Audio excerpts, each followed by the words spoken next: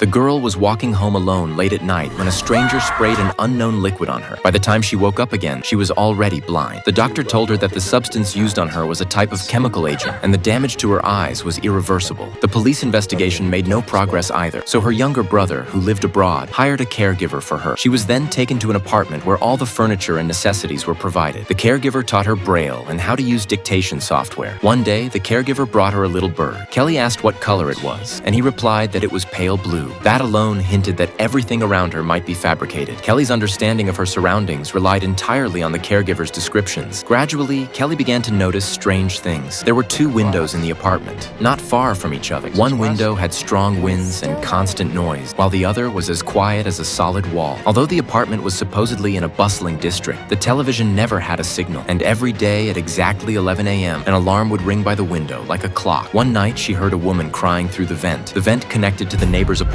so she suspected the woman next door might be a victim of domestic violence. Kelly mustered her courage and invited the neighbor over for tea. The next evening, the neighbor really came. She sounded cheerful, as if nothing had happened, until Kelly touched her face and felt a scar. The neighbor suddenly tensed up, grabbed Kelly's hand, told her not to trust anyone, and left in a hurry. Alarmed, Kelly immediately called the police. But after the officers checked on the neighbor, they said everything was normal. No scar, no signs of abuse, nothing like Kelly had described. That night, Kelly tried to visit her neighbor again, but instead encountered the woman's husband. She couldn't see him, but the malice emanating from him was chilling. The man warned Kelly not to meddle, then slammed the door and left. Terrified, Kelly called her caregiver to report the neighbor's threat. But at that moment, the caregiver confessed his feelings for her and even kissed her impulsively. Kelly pushed him away in disgust, and he left, disappointed. Not long after, Kelly heard a noise in the living room and went to check, thinking the caregiver had returned. But the intruder grabbed her by the neck and strangled her until she passed out. When Kelly woke up again, the caregiver was sitting by her bedside, holding her tightly. She had a strong feeling that the person who attacked her was the same masked man who ambushed her that night. Yet after reviewing all the surveillance around the building, the police found no trace of any intruder. Overwhelmed by fear and the feeling that no one believed her, Kelly fell into deep self-doubt. Finally,